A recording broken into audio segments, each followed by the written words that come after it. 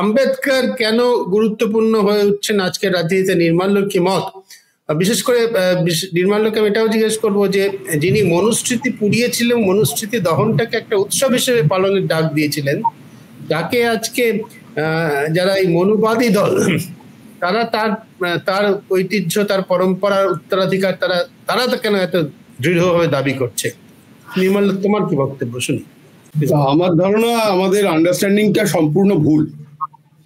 তার কারণ হচ্ছে আম্বেদকরের ইলেকশন এজেন্ট ছিলেন দত্তপান্ত ঠেঙ্গাড়ি, আরএসএস এর খুব নামকরা লিডার।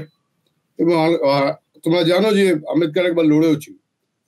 আম্বেদকরের সঙ্গে আমি যদি ধরেও নিই, আমি খুব ছোট, কাছে এসে কথা বলো নির্মল, তোমার কথাটা একটু হারিয়ে যাচ্ছে প্লিজ। হ্যাঁ, আরএসএস এর আরএসএস এর খুব প্রমিনেন্ট লিডার এবং ফাউন্ডার অফ বিএমএস দত্তপান্ত ঠেঙ্গাড়ি, সে আম্বেদকরের ইলেকশন এজেন্ট ছিল। এবং Ambedkar through out his life, Golwalkar থেকে হেডগেওয়ার প্রত্যেকের সঙ্গে ভীষণ রকম যোগাযোগ। রিডলস অফ হিন্দুইজম বলে একটা বই আছে, সেখানে বর্ণ ব্যবস্থার বিরুদ্ধে ওর কথা, অ্যানিলেশন নিয়ে কথা, এগুলো হিস্ট্রির ব্যাপার। হিস্ট্রির মধ্যে যদি তুমি যাও, সে অনেক সময় লেগে যাবে। এইটুকু পরিষ্কার বোঝা যাচ্ছে যে আমি যতটুকু বুঝেছি, আম্বেদকরের সঙ্গে আরএসএস কে যদি ধরে নিই যে বিজেপির সোল হিসেবে, তাহলে আম্বেদকরের সঙ্গে কোথাও বিজেপির কোনো বিরোধ কিচ্ছু নেই। তার কারণ হচ্ছে আরএসএস বেসিক্যালি, যদিও তাদের সবকটা সঙ্গচালক সবাই উচ্চবর্ণ থেকে এসছে, আরএসএস এর বেসিক ফাউন্ডেশনটাই জ্যোতিবা ফুলে টুলের সময় 1925 সাল থেকে ফাউন্ডেশনটাই হচ্ছে একেবারে বর্ণ ব্যবস্থার বিরুদ্ধে। এবং তার অসংখ্য লেখা আছে, যারা অনেকে জানেন না এগুলো। এবং কারা কারা এসেছিলেন, জয়রাম রাও বলে একজন, অনেকে ছিলেন। আরএসএস এর প্রচুর যোগাযোগ আম্বেদকরের সঙ্গে। সুতরাং এখানে যে ঘটনাটা হয়েছে, যে দলিত ভোট কিংবা নন দলিত ভোট, এই ব্যাপারটা নয়। আমার যেটা মনে হয়েছে যে একেবারে অন্যরকম, যে এই আম্বেদকর কথাটা যে বারবার বলেছে, এই কথাটা বলার একটাই উদ্দেশ্য যে আম্বেদকরের সঙ্গে কনস্টিটিউশনটা সিনোনিমাস হয়ে আছে এবং ইন্ডিয়ান কনস্টিটিউশনটাকে বিজেপি রিপ্লেস করতে চাইছে হিন্দুত্ব দিয়ে। এটা হচ্ছে একটা ন্যারেটিভ। যেমন বিজেপি মনুবাদী পার্টি, এটা একটা ন্যারেটিভ। তার কারণ কি, বিজেপির বহু লিডার আছে যারা উচ্চবর্ণ থেকে এসেছে, এবং কিন্তু বিজেপির সোল যারা, তাদের মধ্যে 6 জনের মধ্যে 5 জন এসেছে উচ্চবর্ণ থেকে। একজন রাজেন্দ্র সিং, রাজু ভাইয়া, তিনি একমাত্র উচ্চবর্ণ থেকে ছিলেন না। যাই হোক, এখন প্রশ্নটা দাঁড়াচ্ছে যে আম্বেদকরের সঙ্গে কেন এই ইস্যুটা উঠে এলো, কেন এই উঠে আসার একটাই কারণ আমার যেটা মনে হয়েছে, ভুল ঠিক আমি জানি না, যে এটা দলিত পলিটিক্সের বিষয় না, এটা একেবারে সংবিধানের বিষয়। বিজেপি সবসময় যে ন্যারেটিভটা তৈরি করার চেষ্টা করছে, কাউন্টার ন্যারেটিভটা, সেটা হচ্ছে কংগ্রেসে, যে কংগ্রেস বলছে বিজেপি কনস্টিটিউশনকে রিপ্লেস করে দিচ্ছে, সুতরাং আম্বেদকরকে আমাদের সামনে রেখে এগোতে হবে। ড্রাফটিং কমিটির 7 জনের মধ্যে আম্বেদকর একজন ছিলেন।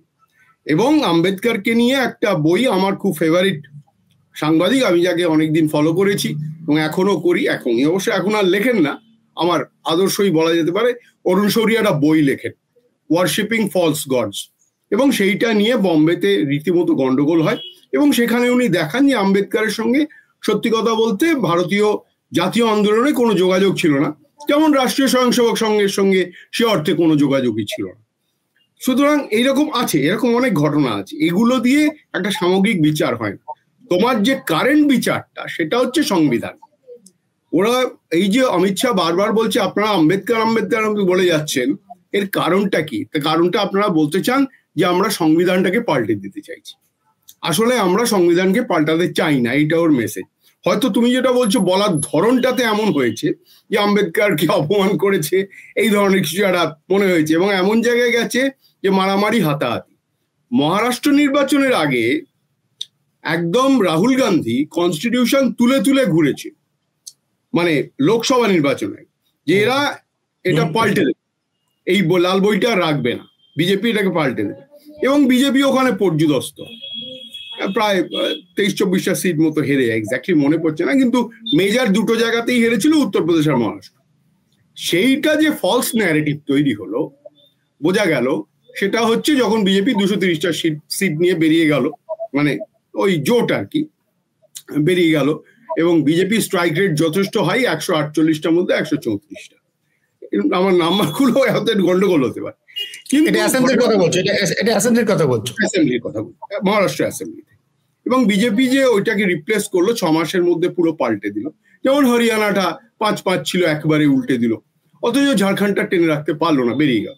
কিন্তু প্রশ্নটা দাঁড়াচ্ছে যে এই আম্বেদকরের ইস্যুটা কিন্তু শুধু দলিত ইস্যু না, দলিত ইস্যু দলিত নিয়ে পলিটিক্সটা অনেকদিন থেকেই করে আরএসএস এর। আমি যতটুকু আরএসএস কে চিনি, আরএসএস কোনোদিন বর্ণ হিন্দু পলিটিক্স করে না, আরএসএস চিরকাল দলিত এবং ওবিসি পলিটিক্সটাই করে, এবং দলিত ওবিসি পলিটিক্সটাই তাদের কাজ।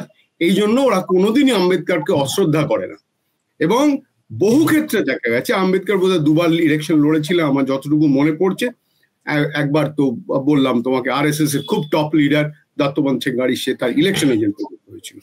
সুতরাং এই যে একটা জেল হয়ে আছে, এই যেখানে দাঁড়িয়েছে, এটা এই হাতাহাতিটা দাঁড়িয়ে যাচ্ছে, হাতাহাতি খুব কুৎসিত, এটা হওয়া উচিত নয়, কুৎসিত, এটা নিশ্চয়ই কুৎসিত। কিন্তু ব্যাপারটা হচ্ছে টেম্পারামেন্টটা খুব হাই হয়ে গেছে। হাই মানে কংগ্রেসের পক্ষেও হাই, বিজেপির পক্ষেও হাই। বিজেপি একটা প্রতিশোধ নিয়েছে, আর কংগ্রেস যে জয়টা রেখেছিল সেই জয়টা হারিয়ে ফেলেছে। হরিয়ানাতেও হারালো, মহারাষ্ট্রেও হারালো। সুতরাং ওই যে অ্যাংসটা, সোশ্যাল অ্যাংসটা, সেটা ওই কনস্টিটিউশন ঘিরে। আমি নিছক শুধু দলিত পলিটিক্স এর মধ্যে দেখছি না এটা। দলিত পলিটিক্স ভোট কর্নার করার জন্য গৌতম দা যেটা বললেন, প্রায় 17 থেকে 18% মতো দলিত ভোট আছে, ঠিকই, এবং এইটাকে কর্নার করার জন্য সবাই চেষ্টা করে, এটা নতুন কিছু নয়। কিন্তু এদের সঙ্গে যে লড়াইটা এখন দাঁড়িয়েছে, it is replacement of the constitution. আমার কাছে কনস্টিটিউশন বিজেপির হাতে থাকলে সেফ নয়। সুতরাং বিজেপি কনস্টিটিউশনটাকে একটা নিজস্ব একটা বিজেপির কনস্টিটিউশন তৈরি করতে চাইছে, যেটা আম্বেদকরের কনস্টিটিউশন নয়, এবং সেইভাবে আম্বেদকরকে তারা অপমান করছে।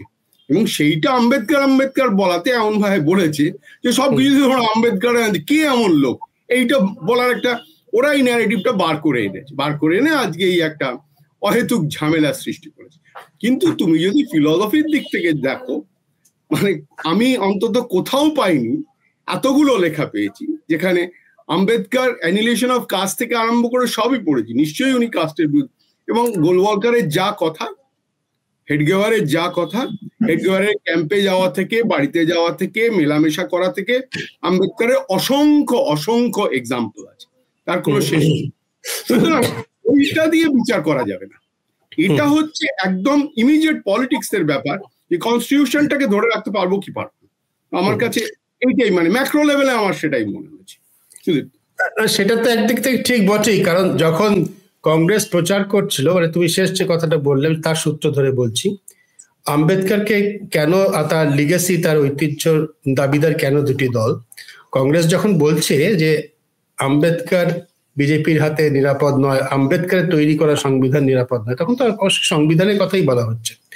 আম্বেদকরের অন্য যা কিছু, তার জীবন দর্শন, আদর্শ ইত্যাদি, তা তো খুব, এমনকি এখনকার সাংসদদের মধ্যেও খুব একটা চর্চা আসছে না। আমি তো সাধারণ মানুষের কথা তো ছেড়েই দিচ্ছি। এই যে আম্বেদকরের সমর্থনে যারা দাঁড়িয়েছেন বিরোধীরা, তারা যে কথাটা আমি বললাম যে মনুস্মৃতি পোড়ানো, মনুস্মৃতি দহন, উৎসব পালন দেওয়া, সে কথা তো তাদের থেকে শুনছি না। পুরো বিষয়টাই তো সাধারণভাবে তৈরি করা সরল আখ্যান, যার উপর আজকালকার পলিটিক্স চলে। সেটা হচ্ছে এই যে আম্বেদকর যে বইটা লিখেছিলেন, আম্বেদকর যে সংবিধান লিখেছিলেন, সেটাকে বদলে দেওয়া হচ্ছে। আম্বেদকর হচ্ছেন দলিত একজন দলিতের যে কীর্তি, যার উপর আধুনিক ভারতের প্রতিষ্ঠা, সেটাকে বদলে দেওয়া হচ্ছে। আমি একটু বলে দিই, 137টা স্মৃতি, 137টা স্মৃতি টোটাল আছে। এই 137টা স্মৃতির মধ্যে, স্মৃতিশাস্ত্র, তার মধ্যে আম্বেদকরের সব থেকে বড় বিরোধ ছিল যাজ্ঞবল্ক্য আর মনুকে। সুতরাং কারণ ওই দুটো স্মৃতিশাস্ত্রেই একমাত্র এই আপার কাস্টের ডমিনেন্সটা খুব বেশি করে বোঝানো আছে, যার জন্য উনি মনুস্মৃতি পড়িয়েছিলেন। বাকি কোনো স্মৃতি কিন্তু পড়াননি, মনুস্মৃতিটা পড়িয়েছিলেন আর যাজ্ঞবল্ক্য স্মৃতি। আমরা তো শুধু এই স্মৃতি, দর্শন ইত্যাদি সেই অংশটা নিয়ে আলোচনা করছি, এটা আজকের দিনে রাজনৈতিক ভাবে রেলিভেন্ট, প্রাসঙ্গিক। তার বাইরে অবশ্যই ভারতীয় দর্শনের বিশাল অংশ আছে, যা তো জানিয়ে Rahul Gandhi, Narendra Modi, Amit Shah, fourth pillar with the people কেউ ভাবিত নয়। আমরা এটা নিয়ে আলোচনা করছি কারণ প্রাসঙ্গিক এটা।